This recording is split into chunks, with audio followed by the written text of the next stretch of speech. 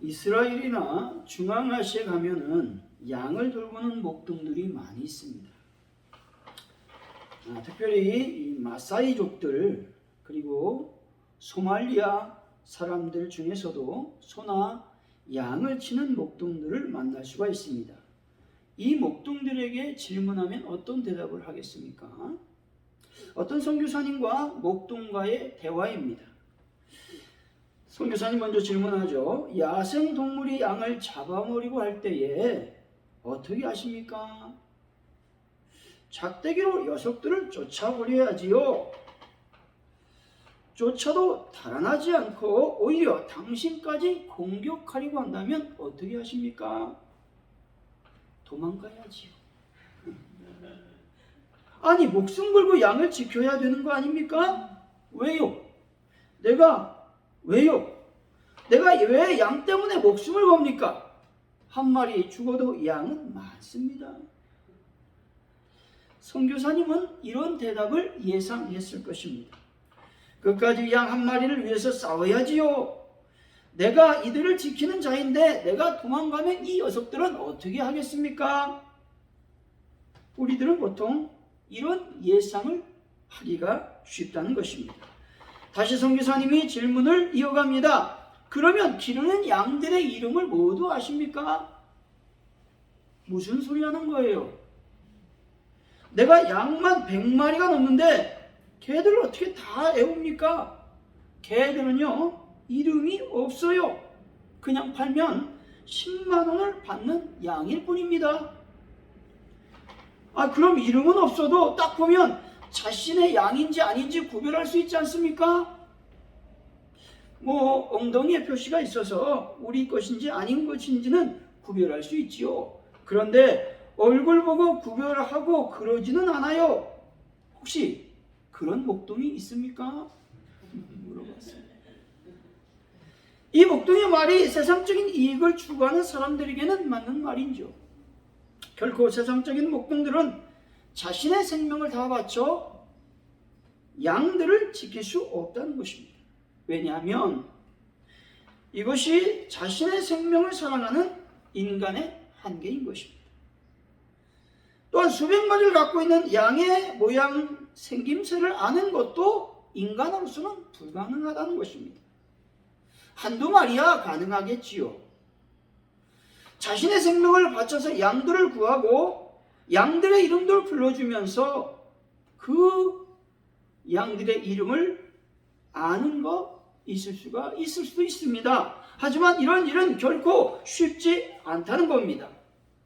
오늘 본문은 주님께서 당신만이 참된 목자가 되심을 증거하고 있는 것입니다. 그 증거는 예수님께서는 양된 백성을 위해서 자신의 목숨을 버리셨다는 것이죠.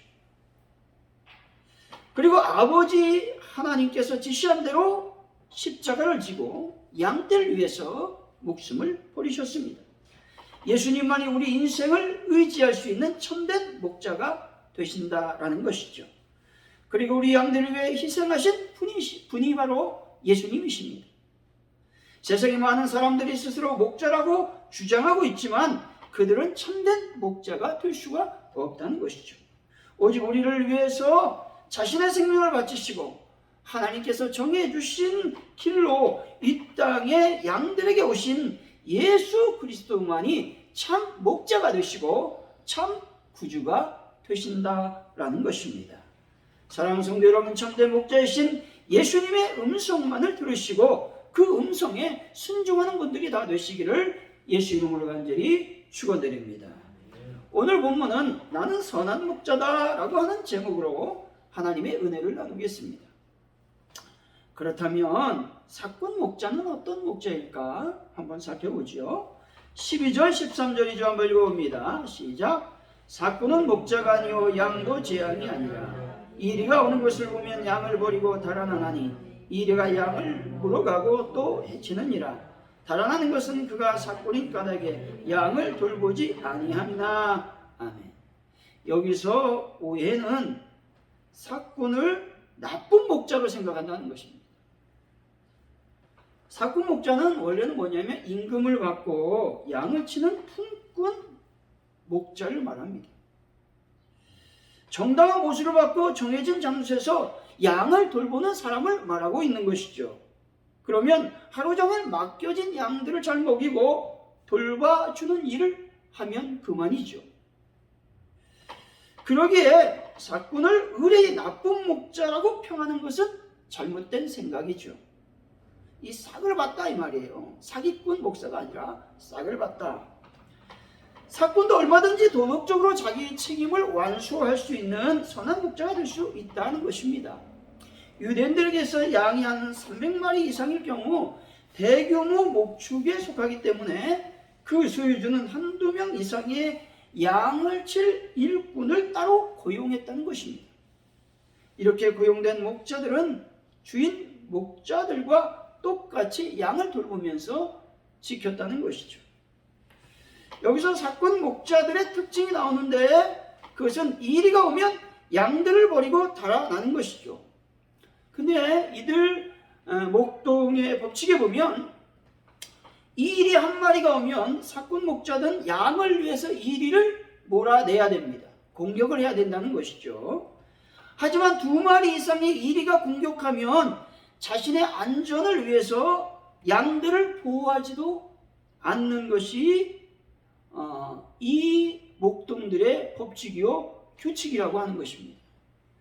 그래서 도덕적으로 문제가 되지 않아요. 3마리, 4마리 막 이리가 와서 자신을 공격하면 도망가는 거 도덕적인 문제가 되지 않는다는 것입니다. 이리 2마리 이상이 공격할 때 도망가는 것은 책임 추궁을 받지 않는다는 것이죠. 따라서 사꾼의 특징이 뭐냐? 양보다 자신의 안전을 먼저 생각한다는 것입니다. 둘째로 양에게는 관심이 없다는 거예요. 오직 임금에만 관심이 있다는 것이죠. 결국 이런 사꾼의 행동으로 이리가 양들을 물어간다는 것이죠. 양들은 치명적인 손상을 입게 된다라고 성경은 말씀하고 있습니다. 에스겔서 34장 8절 중반절입니다. 내 양떼가 노략거리가 되고 모든 들짐승의 밥이 된 것은 목자가 없기 때문이라. 내 목자들이 내 양을 찾지 아니하고 자기만 모이고 내 양떼를 먹이지 아니하였도다 라고 말합니다. 즉 이 목자들이 사기꾼 목자라고 하는 것입니다. 즉 자신의 할 일을 하지 않는 불성실한 목자를 나쁜 목자, 사기꾼 목자라고 말할 수 있다라고 하는 것입니다. 고용된 목자는 결국 자신의 양이 아니기 때문에 시간을 보내면서 하루 일당만 챙기면 그만이라고 하는 생각을 갖게 된다는 것이죠. 그렇다면 선한 목자는 과연 어떤 목자라고 말하고 있는 것입니까? 11절이죠. 한번 읽어봅니다. 시작. 나는 선한 목자라. 선한 목자는 양들을 위하여 목숨을 버리거니와. 아멘. 여기서 선한 목자라고 할 때 선하다라는 말은 주인으로부터 고용되어 정당한 임금을 받고 하루 종일 양들에게 풀을 뜯기고 보살핌으로써 자신의 직무에 충실한 좋은 목자를 말합니다. 그런데 여기서 예수님은 자신을 향해서 선한 목자라고 말씀하고 있습니다. 여기서 선하다라는 말은 좋다, 착하다라는 말이라기보다는 본성적으로 선하다라는 의미가 있습니다. 즉 의무와 책임을 완수했다는 뜻에서 좋은 사람이 아니라는 것이죠. 다시 말해서 본질적으로 좋은 사람, 성품 자체가 원래부터 착한 사람, 정이 많은 사람, 품성이 아름다운 사람, 특별히 사랑의 품성을 지닌 사람을 말할 때 선하다라는 말을 사용하고 있다라고 하는 것이죠. 예수님은 본성적으로 어떻게 하다? 선하다라는 말을 하고 있는 것이죠. 사랑하는 성도 여러분, 예수님은 나의 선한 목자가 되심을 기억하시고 항상 예수님 안에 거하는 분들이 다 되시기를 예수 이름으로 간절히 축원드립니다. 그렇다면 선한 목자이신 예수님은 과연 어떤 분이실까 하는 것입니다. 첫째로 선한 목자이신 예수님은 나를 최고로 사랑해 주시는 사랑의 예수님이라고 말씀합니다. 즉 최고의 사랑이 뭐냐? 자신의 생명을 나를 위해서 희생하는 것을 말합니다. 11절 다시 한번 읽어봅니다. 시작. 나는 선한 목자라. 선한 목자는 양들을 위하여 목숨을 버리거니와. 아멘. 여기서 양들을 위해 목숨을 버리는 분이 누구다? 예수님이다. 예수님은 어떤 분이다? 선한 목자다 라고 말씀하고 있습니다.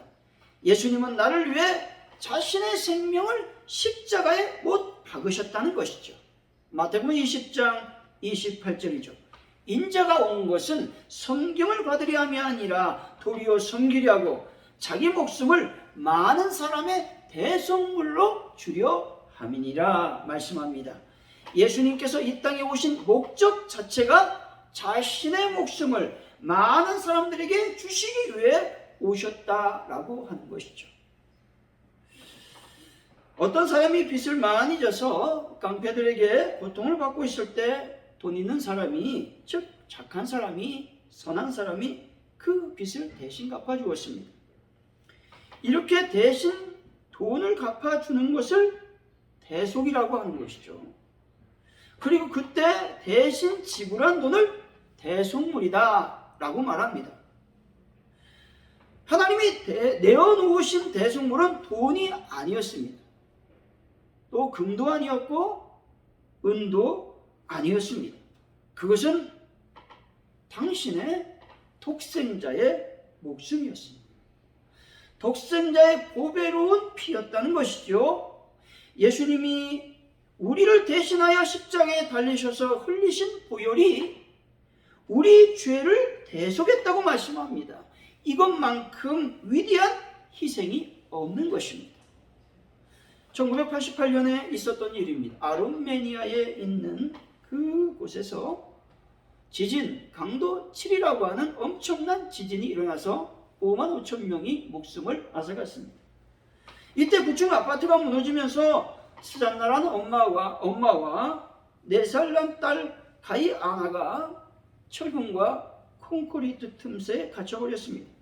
오랫동안 갇혀 있으니 그 딸아이가 엄마에게 조릅니다. 엄마, 나 목말라요. 물 좀 주세요. 계속 이 말을 하는 것이죠. 아니 움직일 수도 없는데 물 어디서 구한단 말입니까? 딸이 계속 칭얼거리니 그가 결단을 했습니다. 어둠 속에서 손을 더듬으니 날카로운 유리 조각이 발견됐습니다. 그 엄마는 지체 없이 손가락을 찔러서 피를 내었습니다. 그리고 딸의 입술에 그것을 먹였다는 것이죠. 이렇게 2주일이 지나갔습니다. 스잔나라고 하는 엄마는 탈세 증세가 심했지만 그래도 목숨은 부지했고 딸아이도 건강하게 구조되었습니다. 이 엄마가 자신의 피를 딸에게 주는 것이죠. 자신의 생명을 담보로 여러분 희생한 것입니다. 15절이죠. 한번 읽어봅니다. 15절 시작. 아버지께서 나를 아시고 내가 아버지를 아는 것 같으니 나는 양을 위하여 목숨을 버리노라 말씀합니다. 예수님은 양들 위해서 어떻게 말씀하십니까? 내가 목숨을 버렸다라고 다시 강조하고 있습니다. 결국 십자가에 자신의 생명을 던져 버리셨다 말씀하고 있습니다. 한 곤충학자가 개미를 대상으로 실험을 했습니다. 그는 개미들이 집단으로 모여 사는 곳에 나무 젓가락을 넣고 거기에 불을 붙였습니다. 왜냐하면 불났을 경우 개미들이 어떻게 대처하는지 알아보기 위한 실험이었습니다. 그래서 뜻밖의 발생했습니다. 불을 끄는 방법을 몰라 당황할 것이라고 생각했던 그 개미들이 일사불란하게 움직이기 시작했습니다. 처음 불을 발견한 개미가 자신의 몸을 불 속에 내던졌습니다. 그리고 다음 개미가 불 속에 자신의 몸을 내던졌습니다. 근데 이상하게도 불꽃이 점점점 약해지는 것입니다. 이것은 개미의 몸을 이루고 있는 키틴질이라고 하는 그 물질이 불을 소화시키는 그런 물질이라고 하는 것이죠. 이와 같이 희생에는 값진 열매가 뒤따르게 된다라고 하는 것을 말씀하고 있죠. 요한복음 12장 24절이죠. 내가 진실로 진실로 너에게 이르노니 한 알의 밀이 땅에 떨어져 죽지 아니하면 한 알 그대로 있고 죽으면 많은 열매를 맺느니라 말씀합니다. 예수님께서 자신의 생명을 나를 위해 던져버리지 않았다면 나는 살아날 수 없는 죄인이었습니다. 결코 영적으로 죽은 자가 될 수밖에 없었다라고 하는 것입니다. 자신의 생명을 던져버릴 때 공동체가 살아나고 나의 이웃이 살아나고 나의 친구들이 살아나고 나의 가족이 살아나게 된다는 것을 말씀하고 있는 것입니다. 사랑하는 성도 여러분, 예수님은 나를 위해 당신의 생명을 던지셨던 것과 같이 여러분들도 교회를 위해서 생명을 던지는 귀한 분들이 되시기를 예수 이름으로 간절히 축원드립니다. 둘째로 예수님은 나를 아신다고 말씀하고 있는 것이죠. 14절이죠. 한번 읽어봅니다. 시작. 나는 선한 목자라. 나는 내 양을 알고 양도 나를 아는 것이. 아멘. 여기서 안다라는 말은 헬라어로 말하면 어떤 구체적인 사실을 체험하고 경험하여 아는 것을 말하는 것이죠. 히브리어의 야다와 비슷한 단어가 신약에서 헬라어 안다라는 단어입니다. 시편 149편 1절입니다. 여호와여 주께서 나를 살펴보셨으므로 나를 아시나이다 말씀합니다. 다윗은 하나님께서 자신을 알고 계시다고 자신에게 고백하고 있는 것이죠. 즉 하나님은 자기 자신에 대하여 개인적으로 친밀히 알고 계시다라는 말입니다. 다시 말해 자신의 생각과 말과 행위를 하나님은 온전히 아신다 하는 인격적인 삶에서 나오는 신앙 고백이 이 말씀이라고 하는 것입니다. 하나님이 나를 아신다, 즉 온전히 아신다라는 의미는 무슨 말이냐? 하나님이 내가 누구인지를 안다는 거예요. 또 하나님이 내가 무엇을 행하기를 원하는지 안다는 거예요.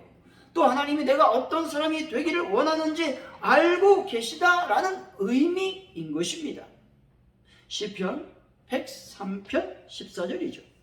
이는 저가 우리의 체질을 아시며 우리의 먼지뿐임을 기억하심이로다 말씀합니다.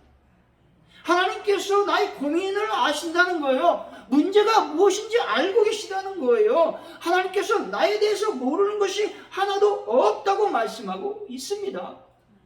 아이 엄마가 아이가 지금 잠을 자고 싶어 하는지, 배가 고픈지, 아니면 기저귀를 갈고 싶어 하는지 어떻게 합니까? 다 아는 것입니다. 시편 139편 2절에서 4절이죠. 주께서 내가 앉고 일어섬을 아시고 멀리서도 나의 생각을 밝히 아시오며 나의 모든 길과 내가 눕는 곳을 살펴보셨으므로 나의 모든 행위를 익히 아시오니 여호와여 내 혀의 말을 알지 못하시는 것이 하나도 없으시니이다 말씀합니다. 여기서 앉고 일어서는 인간의 모든 행위를 말하는 것이죠. 여러분의 모든 행위를 알고 계시다고 말씀하고 있는 것입니다. 나의 생각이라고 하는 말은 우리가 의도하고 계획하고 있는 바를 넉넉히 알고 계시다라고 하는 말씀입니다. 살펴보셨다라는 말은 하나님께서는 모든 껍데기들, 즉 무가치한 것들을 흩어버리시고 실제적인 것, 본질적인 것만을 붙들고 나를 보신다라는 것입니다. 하나님은 나의 마음속의 생각까지도 꿰뚫어 보시는 분이라고 하는 것입니다. 하나님 왜 나를 안다고 말씀하는 것일까요? 그것은 내가 소중하기 때문에 그렇습니다. 내가 소중하지 않으면 나를 안다고 말씀하지 않죠. 무관심해버린다는 것입니다. 하나님께서 자신의 독생자 아들의 목숨을 버리면서까지 여러분들을 사랑하셨습니다. 그러니 여러분들이 얼마나 존귀한 존재인지 알아야 된다는 것이죠. 존귀한 존재일 뿐만 아니라 하나님께서 여러분들을 얼마나 사랑하는지 모른다는 것입니다. 우리 한 사람 한 사람 모두 소중하고 존귀한 존재임을 늘 기억하시기를 바랍니다. 어느 선생님 반에 한 아이가 있었는데 이 아이가 시력이 나빠서 잘 안 보입니다. 그래서 아이들이 늘 놀립니다.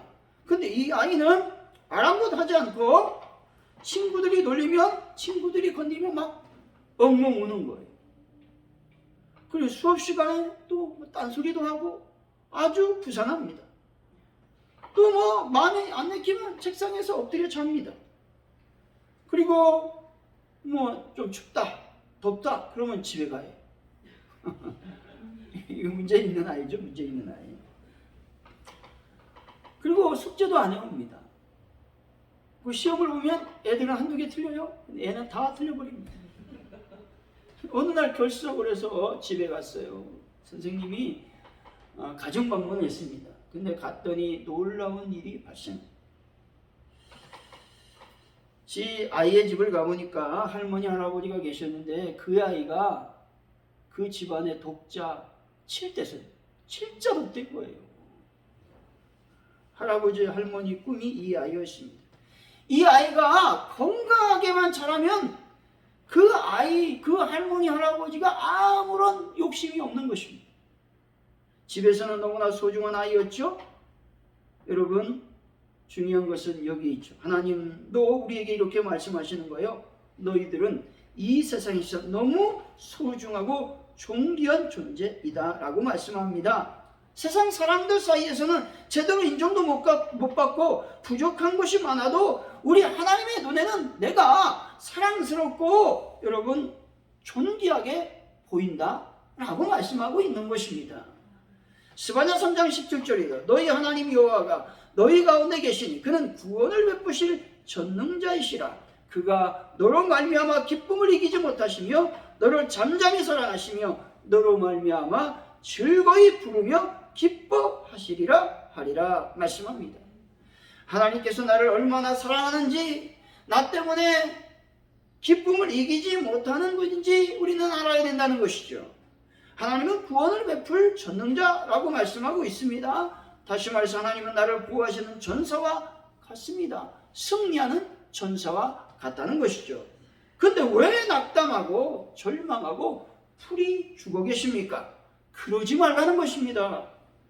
코로나가 아무리 나를 압박해도 자신있게 당당하게 살아가야 된다는 것이죠. 하나님께서 나와 함께 하심을 믿으시고 여러분 힘을 내시기 바랍니다. 사랑하는 성도 여러분, 하나님께서 나를 존귀한 존재인 자녀로 삼아 주셨으니 더욱 하나님을 경외하시기 바랍니다. 그래서 더욱 하나님의 힘과 능력으로 살아가시기를 예수 이름을 간절히 축원드립니다. 그렇다면 우리의 삶은 어떤 삶을 살아가야 되겠습니까? 그것은 선한 목자이신 예수님의 음성을 잘 들어가면서 살아야 된다는 것입니다. 16절이죠. 한번 읽어봅니다. 시작.